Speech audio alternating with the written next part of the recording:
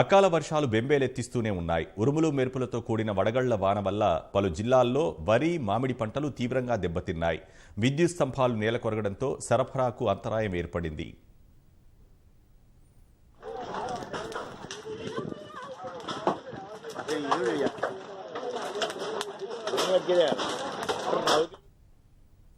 రాష్ట్రంలో పలు చోట్ల వడగళ్ల వాన బీభత్సం సృష్టించింది. సిద్దిపేట జిల్లా ములుగు, గజ్వేల్ మండలాల్లో వడగళ్ల వాన కురిసింది. రంగారెడ్డి జిల్లా రాజేంద్రనగర్, ఆరాంఘర్, శివరాంపల్లిలోనూ ఈదురుగాలులతో వడగళ్లు పడ్డాయి. జగిత్యాలలో వడగళ్ల వర్షం కురిసింది. జగిత్యాల మండల పరిధిలోని మొరపల్లి, చల్లిగల్, తాటిపల్లితో సహా మేడిపల్లి మండలంలోనూ పలు గ్రామాల్లో ఈదురుగాలులతో కూడిన వాన కురిసింది.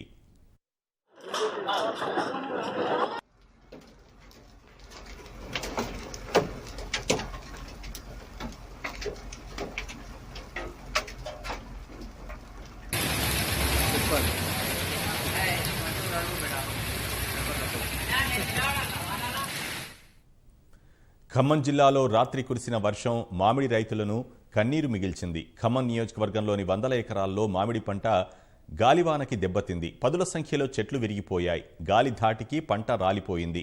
కొన్ని గ్రామాల్లో విద్యుత్ స్తంభాలు విరిగిపడ్డాయి. కోటపాడులో చింత చెట్టు విరిగి ఇంటిపైన పడడంతో ఇల్లు కూలిపోయింది.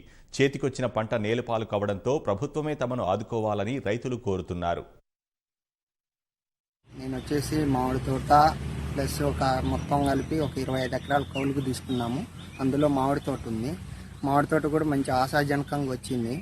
కాకపోతే 2-3 రోజుల్లో కాయకూద్దాం అనుకునేసరికల్లా ఇది గాలి దుమ్మక వానరాళ్ళు పడి బాగా డ్యామేజ్ అయింది, బాగా రాలిపోయింది. అట్నే పక్కన వరి కూడా సాగు చేశాము 4 ఎకరాల్లో. అది మొత్తం కింద పడిపోయింది. దానికి కూడా ఏదైనా న్యాయం చేయాలని కోరుతున్నాను. నేను కౌలు రోజుని ఇక్కడ ఒక 30 ఎకరాలు మామిడి తోట తీసుకున్నాను. నేను రాత్రి వచ్చిన గాలిదుమ్మకి మొత్తం కొమ్మలతో సహా మొత్తం పెద్ద పెద్ద కొమ్మలు కింద పడిపోయింది. నాకు ఒక 30 టన్నులు మామిడికాయలు రాలిపోయినాయి కింద. నాకు దగ్గర 5-6 లక్షలు లాస్. ఇప్పుడు అయితే నాకు కొంచెం ప్రభుత్వం తరపున ఏమైనా కొంచెం ఆదుకోవాలని చెప్పి నేను విజ్ఞప్తి చేస్తున్నాను. ఆరుగాలం శ్రమించి పండించిన పంట అమ్ముకునే దశలో తడిసి ముద్దయింది. కరీంనగర్ జిల్లా రామడుగు మండలం షానగర్లో అకాల వర్షంతో కొనుగోలు కేంద్రంలో ధాన్యం తడిసింది. వరంగల్ గ్రామీణ జిల్లా రాయపర్తిలోని వ్యవసాయ మార్కెట్ సబ్ యార్డ్ ఆవరణలో భారీగా ధాన్యం నీటిపాలైంది. కొనుగోలు కేంద్రానికి వందలాది క్వింటాళ్ల ధాన్యాన్ని 25 రోజుల క్రితమే రైతులు తరలించారు. కొనుగోలు కేంద్రం ప్రారంభించినా కాటాలు లేక వదిలేశారు. అకాల వర్షానికి నిండా మునిగామని రైతులు వాపోయారు. ఈ వరి కోసి దాదాపు మేము ఇక్కడ ఒడ్లు పోసి మార్కెట్లా 25 రోజులు ఇంతవరకు కాటా లేదు, బార్డర్ లేవు, ఏం లేవు. ఇంతవరకు ఇప్పుడు మార్కెట్ ఓపెన్ అయ్యి దాదాపు ఇప్పుడు 4 రోజులు. ఇంతవరకు ఒక అమలలో వచ్చేటోళ్ళు లేరు, ఎవరు లేరు, ఎవరు పట్టించుకుంటారు. ఇక్కడ వర్షాలు పడి ఎక్కడ ఒడ్లు అక్కడ తడిసిపోతున్నాయి. మార్కెట్ స్టార్ట్ అయ్యి 4 రోజులైనా కూడా రైతు బాధ అనేది ఎవరు పట్టించుకుంటలేడు.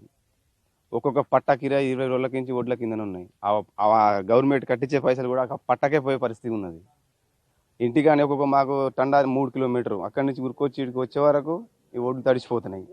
పరిస్థితి చాలా ఘోరంగా ఉన్నది. గవర్నమెంట్ కూడా మేము కోరేది ఏంటంటే ఇట్లా రేకుల షెడ్ చేసినట్టుగా కొంతవరకైనా రేకుల షెడ్ వేసి ఆయన ఇష్టం ఉన్నప్పుడైనా కంట పెట్టుకునేటట్టుగా రేకుల షెడ్ ఎత్తే కూడా మేము కూడా ఒడ్లు అనేది అందులో పోసుకుంటాం.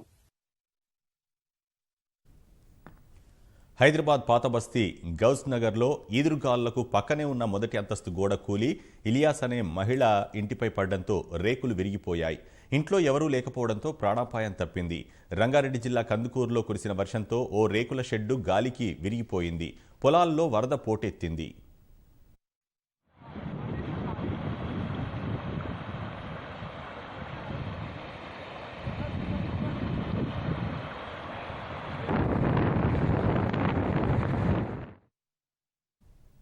రాబోయే 3 రోజుల్లో రాష్ట్రంలో ఉరుములు మెరుపులతో వడగండ్లు వర్షాలు పడే అవకాశం దృష్ట్యా అధికార యంత్రాంగం అప్రమత్తంగా ఉండాలని వ్యవసాయ శాఖ మంత్రి సింగిరెడ్డి నిరంజన్ రెడ్డి ఆదేశించారు. వాతావరణ శాఖ హెచ్చరికల నేపథ్యంలో మార్కెటింగ్ శాఖ, పౌర సరఫరాల శాఖ అధికారులకు మంత్రి పలు ఆదేశాలు, సూచనలు జారీ చేశారు. వ్యవసాయ మార్కెట్ యార్డులో కొనుగోలు చేసిన ధాన్యం వెంటనే గోదాములకు తరలించాలని, అమ్మకానికి వచ్చిన ధాన్యం వర్షాలకు తడవకుండా ఏర్పాట్లు చేయాలని సూచించారు. రాత్రివేళ వ్యవసాయ మార్కెట్ యార్డుల్లో విద్యుత్ ఇబ్బందులు లేకుండా బ్యాటరీ లైట్లు అందుబాటులో ఉంచుకోవాలని స్పష్టం చేశారు. ఐకేపీ కొనుగోలు కేంద్రాల్లో ధాన్యం తడవకుండా విరివిగా టర్పాలిన్లు అందుబాటులో ఉంచుకోవాలని ఆదేశించారు. అకాల వర్షానికి సిబ్బంది 24 గంటలు అందుబాటులో ఉండాలని మంత్రి సూచించారు.